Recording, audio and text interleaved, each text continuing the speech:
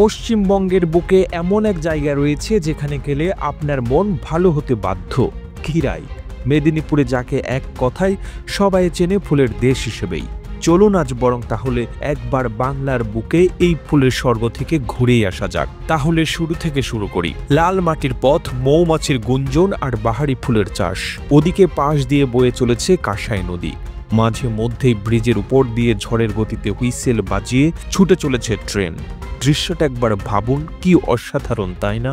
সব মিলিয়ে খিরাই এখন বাংলার অন্যতম পর্যটন কেন্দ্র। আশেপাশে যত দূর চোখ যাবে শুধুই ফুল আর ফুল। মনে হবে এই যেন ফুলের স্বর্গরাজ্য, ফুলের উপত্যকা। অথচ বছর খানেক আগ অবধিও গুটি কয়েক মানুষই জানতেন এই জায়গার অস্তিত্ব। কিন্তু খিরাইয়ের সৌন্দর্য গোপন থাকেনি বেশি দিন। বর্তমানে পর্যটকদের অন্যতম ডেস্টিনেশন এই ফুলের স্বর্গ খিরাই। ফুল উৎপাদনে পূর্ব মেদিনীপুর জেলার খ্যাতি নতুন কিছু নয়। রাজ্যের পাশাপাশি ভিন্ন রাজ্যেও কোলাঘাট, পাঁচকুড়া ও তমলুক থেকে পাড়ি দেয় ফুল।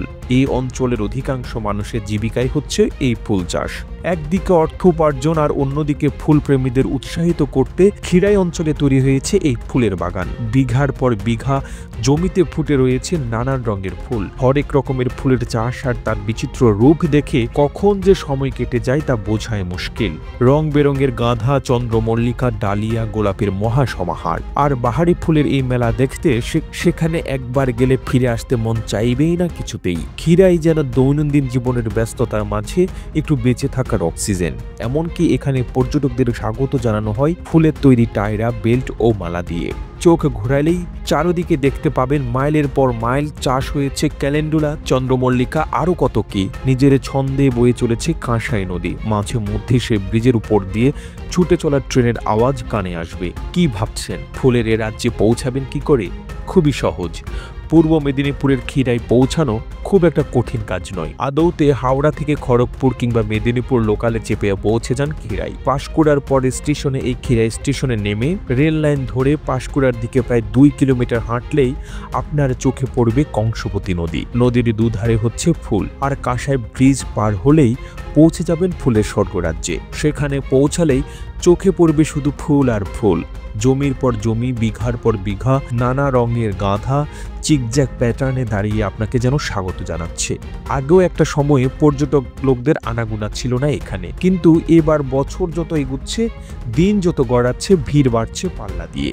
আসলে এই পৃথিবীতে ফুল ভালোবাসেন না এমন মানুষ বোধহয় খুঁজে পাওয়াই দুষ্কর। আর আজ যখন সভ্যতা কিংবা বিকাশের কোপে পড়ে গাছপালা উচ্ছেদ এ সমাজের রোজকার ঘটনা হয়ে দাঁড়িয়েছে, তখন মাইলের পর মাইল জমিতে বিভিন্ন ফুল নিয়ে ব্যতিক্রমী খিরাইয়ের মাটি।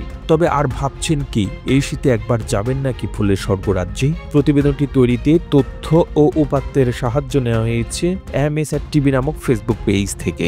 আর এতক্ষণ আপনারা সঙ্গে ছিলেন বিশ্ব বাংলার। সেই সঙ্গে আপনি বাংলাদেশের কোন জেলা থেকে এই ভিডিওটি দেখছেন আমাদের কমেন্ট করে জানান। আমরা পরবর্তী ভিডিওতে আপনাকে ধন্যবাদ জানাতে ভুলব না। এতক্ষণ বিশ্ব বাংলার সাথে থাকার জন্য অসংখ্য ধন্যবাদ।